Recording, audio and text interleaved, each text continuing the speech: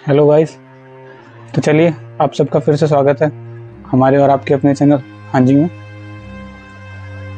तो आज हम एक ऐसे महान शख्स के बारे में बात करेंगे जिनसे सिर्फ देश से नहीं विदेश से भी लोग मिलने आए, जो आते हैं अभी भी।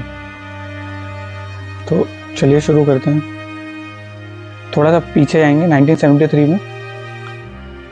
तो उस टाइम एक फ़कीर था, कोई ज़्यादा पढ़ा लिखा नहीं, कोई स्पीचेस नहीं देता था, कोई बड़े बड़े फिलोसफी के लेक्चर नहीं देता था। बस एक तातर की चादर और एक वुडन के प्लैंक पे बैठा रहता था। यही उसकी दुनिया थी। और ऐसा रूप में रहने के बाद भी, ऐसे वेशभूषा में इस तरीके से रहने के बाद भी, उनसे स्टीव जॉब्स जो हमारे एप्पल के सीईओ हैं और मार्क जुकरबर्ग जैसे बड़ी बड़ी महान उनसे मिलने आए।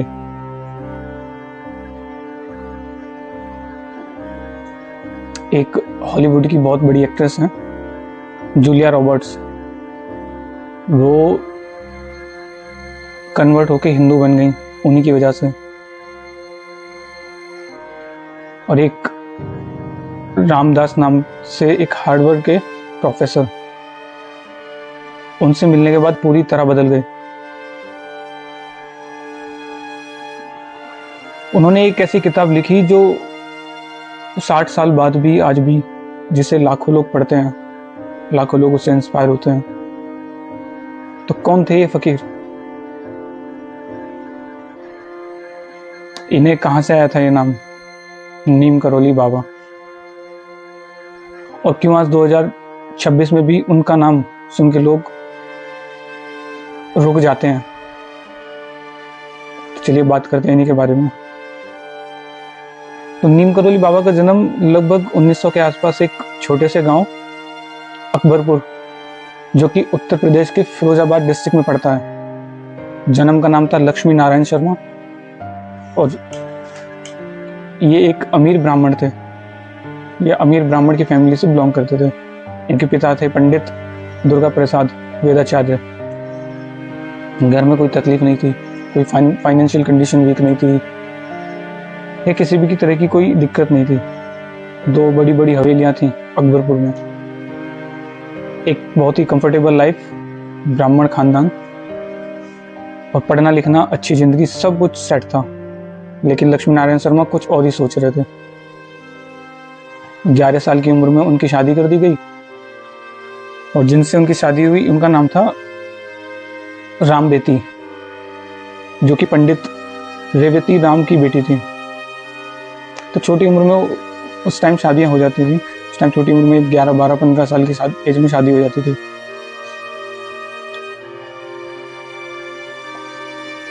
तो लक्ष्मी नारायण को अंदर से एक आवाज आती रहती थी हमेशा, जो ऐसे चलती कि ये सब उन्हें चाहिए नहीं, इसमें उनको शांति नहीं मिल रही थी अच्छी। तो वो घर छोड़ के निकल गए और घर से सीधा गुजरात पहुंचे। वहां किसी गुफा में रहे कई साल तक। कभी खाना मिला, कभी नहीं मिला, लेकिन फिर भी सुकून से वो तपस्या करते रहे। उनके पापा उन्हें ढूंढ रहे थे, तो उन्होंने किसी से सुना था कि एक साधु है जो लक्ष्मी नारायण जैसा दिखता है और वो गुजरात में है। तो वो वहां गए, वहां से उन्हें वापस लेकर आए। तो वापस आने के बाद उनको 3 बच्चे हुए, जिसमें 2 बेटे थे, 1 बेटी, जिनका नाम था अनेक सिंह शर्मा, धर्म नारायण शर्मा, और लड़की का नाम था गिरिजा। 3 बेटे फैमिली होने के बाद भी 2 बेटे और 1 बेटी, मतलब एक अच्छी खासी फैमिली थी। फाइनेंशियल कंडीशन भी अच्छी थी, लेकिन फिर भी जो अंदर से उनकी आवाज आ रही थी वो भी बंद नहीं हुई थी। तो वो फिर कुछ साल बाद फिर घर छोड़ के निकल गए और इस बार वो कभी वापस नहीं आए। सिर्फ एक लंगोटी, एक चादर और एक चिमटा लेकर, जैसे एक साधु होते हैं उसके भेष में, पूरे नॉर्थ इंडिया में घूमने लगे। कोई ना तो उनको कोई परमानेंट एड्रेस था ना कोई रेगुलर खाना, ना कोई नाम भी नहीं था उनका फिक्स। तो इस यात्रा के दौरान उन्हें लोग अलग अलग नाम से जानते थे, अलग अलग जगह पे। गुजरात गए तो वहाँ पे वावनिया मोरबी जो एक जगह है, वहाँ पे तपस्या की थी, तो वहाँ उन्हें तलैया बाबा बोलते थे। वृंदावन में लोग उन्हें चमत्कारी बाबा कहते थे, यानी मिरेकल बाबा। कभी हांडी वाला बाबा, कभी लक्ष्मण दास, कभी तिकोनिया वाले बाबा, अलग अलग नाम से उनको जानते थे। एक इंसान इतने सारे नाम, जैसे वो किसी एक जगह के थे ही नहीं।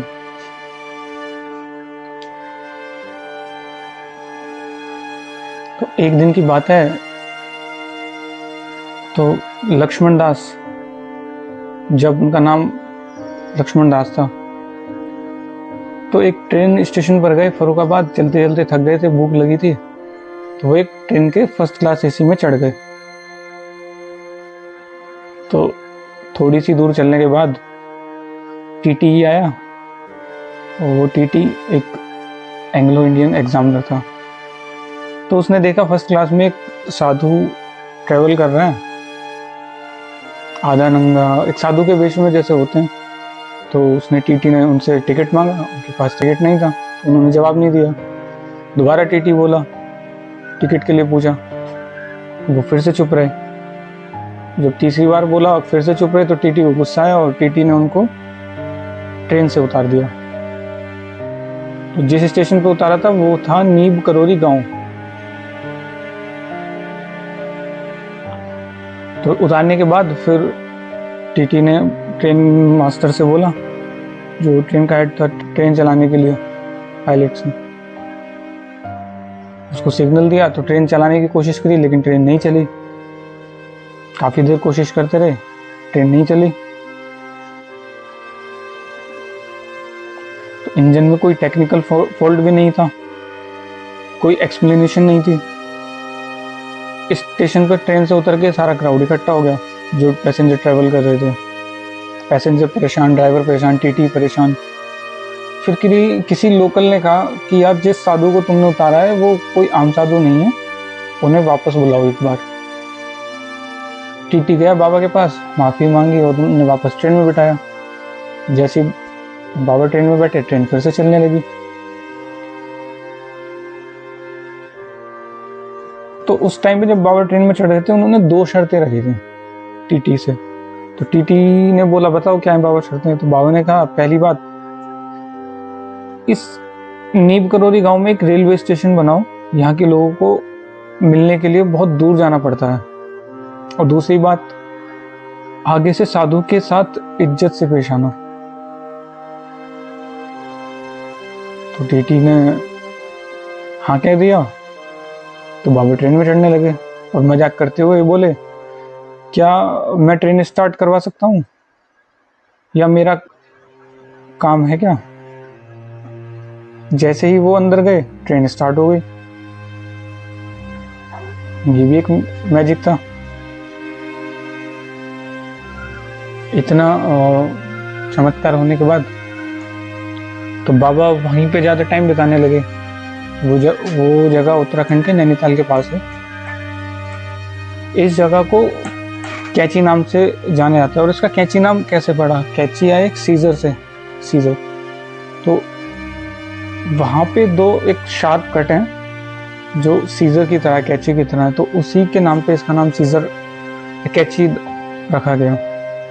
1962 में पहली एक छोटी सी जगह बनी, फिर 1965-64 में, 1964 में कैची धाम का बकायदा हनुमान टेम्पल और आश्रम बन गया। 15 जून 1964 को फाउंडेशन डे था। आज भी वहाँ बड़े बड़े मेले के रूप में मनाया जाता है उसको। बाबा वहाँ बैठ जाते और वहाँ जिस जगह बैठते थे, सिर्फ एक लकड़ी का पलंग था, एक चादर ओढ़ के बैठे रहते थे।